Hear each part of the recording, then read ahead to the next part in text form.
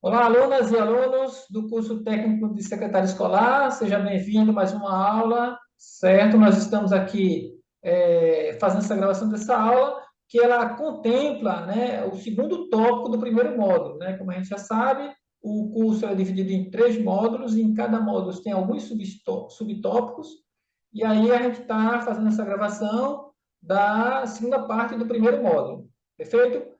Antes de iniciar a aula de hoje, né, eu quero mostrar para vocês a plataforma, como que ela está ficando, certo? Eu vou entrar aqui, vou compartilhar aqui a tela da nossa plataforma, para que vocês vejam como é que está a configuração dela, certo? Como a gente está trabalhando é, fóruns, né? Cada sessão tem um fórum diferente, aí eu estou trazendo esses fóruns para cima da plataforma. Então, assim que você entra, né, no curso, né, tem aquela saudação inicial do curso, e aí eu vou colocar aqui os fóruns para que vocês participem dele, certo?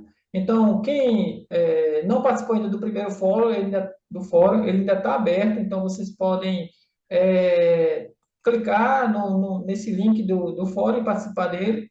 Quem já participou, parabéns, né? Eu já mandei nota para vocês individual, já coloquei nota, já mandei para você o primeiro relatório de nota.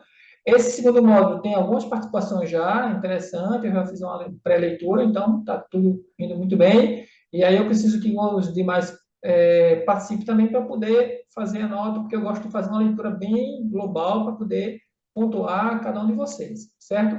Então, qual é a regra dos fóruns? É fazer sua contribuição de acordo com a leitura que está lá no material, né, ou vídeo que está disponibilizado, e contribuir com dois colegas seus. Então, vocês vão fazer a sua contribuição e, em seguida, fazer dois comentários em dois colegas ou mais, né, o mínimo dois, porque aí vocês têm a pontuação geral do fórum, certo? Nesse mês, a gente vai colocar também um questionário de atividades. Então, vocês vão ter duas atividades. A participação no fórum vai valer nota e também um questionário. Daqui a pouco eu mostro para vocês como é que ficou esse questionário, certo? E aí, pronto, vem aqui, ó, vou passar aqui, isso aqui tudo vocês já viram, né? Como é que é? Essa aqui é a aula de saudação. E aí a distribuição da primeira parte do primeiro módulo. Como a distribuição aqui na plataforma ela é linear, né? Ela vem sendo distribuída temporariamente, e aí o que acontece? Eu fiz a distribuição por cores, né? Então, essa primeira parte do primeiro módulo, essa tabela de paleta de cores, em relação ao módulo 1 vai ser todo azul, certo? Depois a gente vai escolher outra cor para o módulo 2 e uma terceira cor para o módulo 3. Então, a paleta de cores do módulo 1 vai ser azul. Então, se você observar, essa primeira parte do primeiro módulo é todo azulzinho claro, certo? Vocês vão assistindo, vendo o material, acessando os links, fazendo sua contribuição no fórum e vocês vão fazendo toda essa parte aqui, tudo azulzinho. Na segunda parte do segundo módulo, ela já é um azulzinho mais escuro. Então, a gente botou uma tonalidade um pouco mais escuro, certo? Um azul mais escuro, e aí vocês vão sabendo qual é a parte que vocês estão acessando baseado nessas cores. É um artifício que a gente colocou para poder diferenciar cada segmento de cada módulo. Perfeito? Então, está aqui já deixando para vocês. Né? Vocês vão acessar, assistir os vídeos e fazer suas contribuições dentro do fórum e agora nessa atividade de questionário, certo? Aqui está o fórum de discussão dessa segunda parte do primeiro módulo, e aí vocês já podem contribuir. Alguns alunos já fizeram, e aqui estão as regras. Perfeito? Aqui está o questionário, né? Se você está assistindo esse vídeo, nessa parte do questionário você também está vendo o vídeo, porque o vídeo vai ser colocado nessa região. E aí, a terceira parte do primeiro módulo, ela vai ser construída, e a quarta parte vai ser construída com uma cor azul, mas com um tom diferente desses que a gente está aqui, certo? Deixa eu voltar aqui, deixa eu voltar. Então, assim, o módulo ele vai ser na tonalidade azul, vai graduar um pouco, né, a paleta de cores para poder a gente fazer essa diferença. Perfeito? Eu agora vou entrar diretamente na aula de hoje, né, eu vou compartilhar com vocês aqui o material para que a gente comece a trabalhar. Mas antes de compartilhar, eu quero avisar que vocês podem, em qualquer momento, tirar dúvida no fórum de dúvida, acessar o fórum de aviso e fazer a leitura dos avisos que está sendo colocado. Então, quando tem uma atividade nova, eu posto lá. Quando tem uma aula, quando a gente for fazer as aulas, eu vou postar lá as datas. Então, é importante que vocês façam toda essa dinâmica, tá bom? Eu vou compartilhar aqui com vocês agora a apresentação dessa primeira aula, dessa segunda parte do módulo, perfeito? Então, assim, a aula de hoje ela vai ter como objetivo, a gente vai tratar das políticas de cotas no Brasil, né, baseado na Lei 12.711 de 2012, e vamos também trabalhar um pouco as atuais políticas de educação no Brasil. Né? Existem várias políticas, a gente vai ver algumas delas, né? E aí, quando a gente começar a visualizar essas políticas, vocês vão identificar pelo módulo lá, né, pela parte na logo, né, vocês já vão identificar que é uma política pública, né, é interessante, então a gente vai discutir um pouco sobre isso, tá certo? Então, vamos falar primeiro sobre política de cota no Brasil, certo? Essa lei 12.711 de 2012, ela foi publicada, promulgada, né, no dia 29 de agosto de 2012, e ela prevê que 50% das vagas em instituições, né, em instituições de ensino universitário e institutos federais, né, ele tem que ser destinado a pessoas que estudaram em escola pública. Então, às vezes a gente não consegue entender muito bem esse processo, mas a gente vê que 50% das vagas destinadas a universidades e institutos federais em todo o país, né, em todos os estados do Distrito Federal, ela é destinado a estudantes de escola pública. Então, esse é o primeiro corte em relação às vagas. Então, o primeiro corte em relação a me candidatar a uma vaga, né, de 50% dessas vagas, né, universidades e institutos federais, a primeiro corte é: eu estudei em escola pública?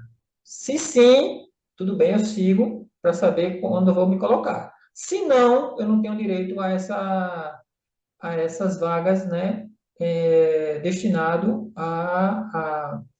em universidades e institutos federais, perfeito? Então, vamos ver como é que se dá essa distribuição desses 50%. Deixa eu clicar aqui para a gente avançar um pouco. Então, assim, metade desses 50% de vagas, quer dizer, 25% do total das vagas das universidades e dos institutos federais, ela é destinada a pessoas que ganham menos de um salário e meio. Então, por pessoa. Então, tem lá uma família que é composta por 4 pessoas, 4 membros, né? 2 adultos, eles trabalham, né? Eles executam alguma atividade laboral e aí recebem uma remuneração.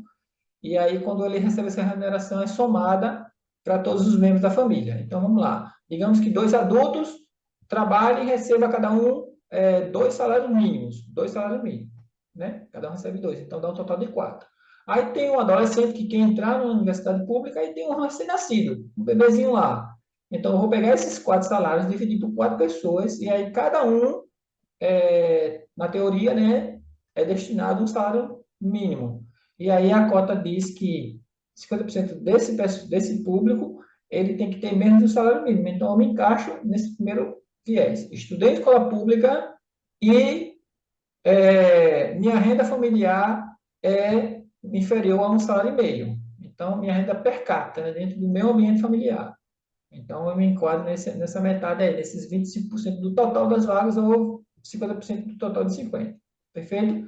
A outra metade, né, dos 50%, era destinada a pessoas que se declaram indígena, negro, pardos, pessoas com deficiências. é, é, então, essa outra parte, né, eu tenho esse viés. Então, estudei em escola pública, certo? E ganho mais do que um salário meio, né? Aí eu posso me candidatar a essas outras vagas, certo? Então, tem toda essa diferenciação. Perfeito? Deu para entender? Então, recapitulando aqui. Primeiro corte estudei em escola pública. Perfeito. Sigo e tudo bem. posso participar da cota. Aí é uma opção minha, participar ou não participar. Desses 50%, a metade, 50% dos 50%, ou 25% do total das vagas dessa instituição, é destinado a pessoas que ganham menos do salário e meio. Então, eu pego toda a renda da minha família, né? Todas as pessoas que trabalham, e aí eu divido pelo membro, se der menos de um salário e meio, eu estou dentro desse percentual. Caso não, mas eu me declaro indígena, negro, pardo, pessoas com deficiência, aí eu posso ingressar, desde que estudei em escola pública, posso ingressar nos outros 25%, né? Ou 50% dos 50%. Perfeito? Vamos lá. Esse material, né, ele está disponível na plataforma, você pode entrar e ler a lei com mais detalhes, mas essa é a parte principal da lei. E essa fonte, né, a fonte aqui é da agência do Senado. Então, a agência do Senado, ela traz esse material para que a gente se debruce sobre ele. Então, está lá na plataforma, vocês podem acessar e ver quantas vezes você achar necessário. É bom que você leia a lei toda, porque você tem uma noção, mas é basicamente isso aí, perfeito? E aí a gente vai agora para as matrículas de ensino superior em 2019, né, por cor e raça. Então, a gente vai ver todos os matriculados no ensino superior nessa condição e ver como ficou a distribuição dele. Então, assim, 42,6% se declararam branco. Então, é um percentual que, quando se inscreveram em instituições tanto pública quanto privada, eles se declararam branco. Pessoas que se declararam parda, né, parda, 31,1%. Então, 31,1% dessas pessoas que se declararam parda, ela se inscreveram em instituição de ensino superior. Que se declararam preta, 7,1% desse pessoal. 1,7% se declararam amarela e se declararam indígena apenas 0,7%, menos de 1% se declararam indígena. E também a Constituição ela não obriga você a se declarar. Você pode deixar lá um espaço que não precisa declarar. Então, as pessoas que não se declararam é 16,9%. Então, tem toda essa divisão aí. Para você ver que o número maior de pessoas, de estudantes em escola do ensino superior, se declaram branco, certo? 42,6%, certo? Essa também é uma informação da agência do Senado. Perfeito? A próxima lâmina ela vai trazer, né, o quantitativo, né, em percentual de pessoas que frequentam, né, o ensino superior. Então, as pessoas que frequentam o ensino superior, tanto na rede privada quanto na rede pública, ela é da seguinte distribuição. Então, 46,6% se declararam preta ou parda, esse percentual. E na rede privada também, os que se declararam branca e outros, né, aquele que é indígena, amarelo, então essas pessoas dão um total de 53,4%. Então você vê que o quantitativo de pessoas que se declararam branca e outras em instituições privadas dá um total de 53,40%. Já na rede pública, né, os 50,3% são pessoas que frequentam o ensino superior que se declararam preta ou parda, certo? E 49,7%, quer dizer, a diferença muito pequena, são brancos e outros, certo? Então, esse é um quadrante que também, essa informação, ela vem da agência do Senado, certo? Ele traz essa informação para que vocês vejam que a distribuição de pessoas que se declararam parda ou preta ou branco e outras, né, tem essa distribuição aqui, certo? Vamos passar para a próxima lâmina e agora a gente vai falar sobre as atuais políticas de educação no Brasil, certo? Eu vou passar aqui rapidinho só para a gente ver, mas a gente dá para entender que é, as políticas públicas, ela vem, às vezes a gente nem percebe que é uma política pública, né? Então, a gente vai mostrar aqui alguns mecanismos, né, que é utilizado para que a educação no Brasil ele ganhe peso, ganhe força, certo? Mas antes de mostrar para vocês quais são as políticas, eu queria trazer aqui uma tabela, que essa é a minha próxima tabela, que mostra para vocês os autores, né, a relação dos autores, quais as definições que cada um fala sobre política pública e o ano que a obra foi publicada, certo? Então, a gente vê aqui vários autores, e todos eles, se você observar, fazer uma leitura de todos, você vai ver que todos falam sobre é, o governo, né, trazendo essa política pública. A gente vê também que eles têm um efeito específico de cada região, né? Então, ele vai ver cada região para fazer as suas especificidades, entendeu? Também tem as atividades do governo também influenciam nessa política pública, né? E todas essas questões. Mas o que mais me chamou a atenção, né, e eu queria destacar aqui, é quando o Day, ele diz que o que o governo escolhe, né, fazer ou não fazer. Então, para ele, a política pública é isso. O que o governo escolhe fazer ou não fazer. Então, você vê que essa informação ela fica na mão do governo. O governo que diz o que faz e o que não faz, certo? E isso me chamou bastante atenção, porque a gente vê, né, que dependendo do governo, ele tem uma dinâmica, ele usa uma legislação, ou ele amplia, ou ele reforça, né? Então, tem todas essas questões que o governante, né, ele vai fazendo aquelas escolhas. Perfeito? Então, isso me chamou bastante atenção. Certo? Esse material também está disponível na plataforma, você pode acessar e ler com, né, com mais afinidade dele. Perfeito? Aí a gente vem aqui trazendo agora as políticas públicas em si mesmo, né? O ECA, né? Quem não já ouviu falar do ECA, né? Do Estatuto da Criança e do Adolescente, e uma curiosidade é que em 1990, até 1990, a criança ela não tinha uma visão, né? Os adolescentes e as crianças elas não eram vistos como sujeito, né? Do ponto de vista legal. Então, com o lançamento do ECA, né? Aí veio esse entendimento, né? Que a criança realmente ela é um ser visto, né? Ela tem um peso na sociedade. E aí ele estabeleceu, né? O ECA estabeleceu critérios de direitos e deveres que o adolescente e as crianças têm que ter, certo? Independentemente de raça, de classe social, de sexo, de religião. Então, a gente vê até hoje que nas conversas entre pais e filhos, né, tem toda aquela entre responsável e o tutor, a gente vê aí que tem algumas falas, né, eu conheço meus direitos, eu sei meus direitos, então tudo isso vem com a divulgação do ECA, certo?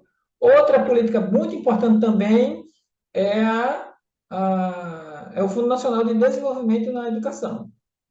Então, esse fundo ele é muito importante, onde vem a execução da política de distribuição de, de tributos, né?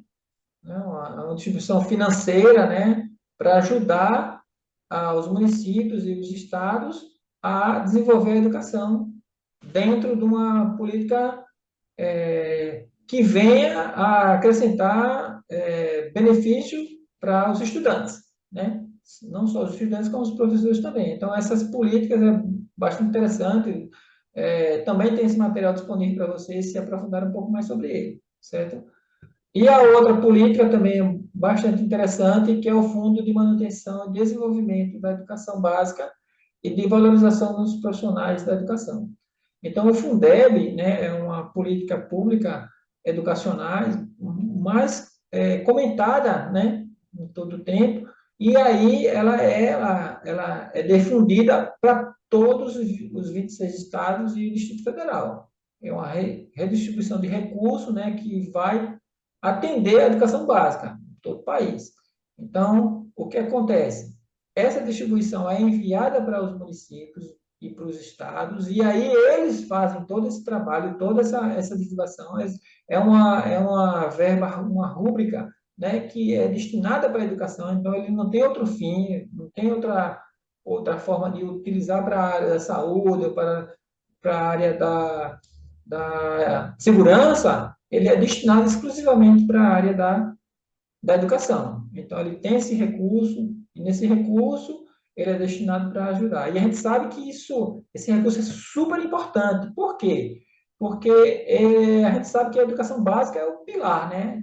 A gente viu aí relatos, né, de crianças, de adolescentes que já estão quase finalizando o seu processo do ensino fundamental e mesmo assim ele ainda tem dificuldade com os números, né, com a matemática, com a linguagem, com a interpretação de texto, e esse recurso, ele destinado de maneira correta, ele tende a minimizar esse processo. Quando o aluno chegar no seu final do seu processo educativo, no primeiro, na fase fundamental, né, naquele primeira parte do processo educativo dele, que vai da alfabetização até o nono ano, ele já saia com um entendimento bem pacificado para que venha o seu ensino fundamental, o seu ensino médio, né, com mais vigor, e aí ele galgue uma faculdade e siga seu processo educativo, certo? Aqui são as referências, ela também está disponível dentro da plataforma, certo? E aí, a palavra-chave hoje, né, porque eu quero que vocês preencham a frequência, né, dessa aula, o link do Google Docs para que você faça sua frequência, ele vai estar aqui embaixo do vídeo, então você clica lá e a gente tem uma palavra-chave. Essa palavra-chave eu vou revelar agora para vocês, certo? Para que vocês marquem lá, porque eu sei que a gente estudou um pouco sobre ética, a gente sabe que se você marcou sua frequência é porque você assistiu o vídeo. Mas eu preciso comprovar isso para a Seduc, né, que vocês realmente assistiram, e por isso que a gente usou esse mecanismo dessa palavra-chave. A palavra-chave hoje é até o fim. Então, quando vocês entrarem lá no formulário do Google Docs, vocês vão acessar o formulário, vai marcar a palavra-chave até o fim, porque tem outra palavra-chave lá também, que não é a certa, e aí vai abrir a relação com o seu nome, você marca lá e envia para mim. Perfeito? Pronto, pessoal, aqui é o questionário, certo? Eu vou passar rapidamente. Esse questionário ele já foi disponibilizado na plataforma, você já pode, depois que assistir a aula, você já pode responder, caso queira, certo? Ou reassistir a aula de novo várias vezes, não tem problema nenhum, certo? E aí, nesse questionário, se você observar, são coisas que a gente já tratou hoje aqui nessa aula, certo? Então, ele está perguntando quais são a distribuição, como são distribuídas as vagas, né, na Lei 12.711, então lá tem as alternativas e você pode responder a alternativa correta, só tem apenas uma alternativa certa, tá bom?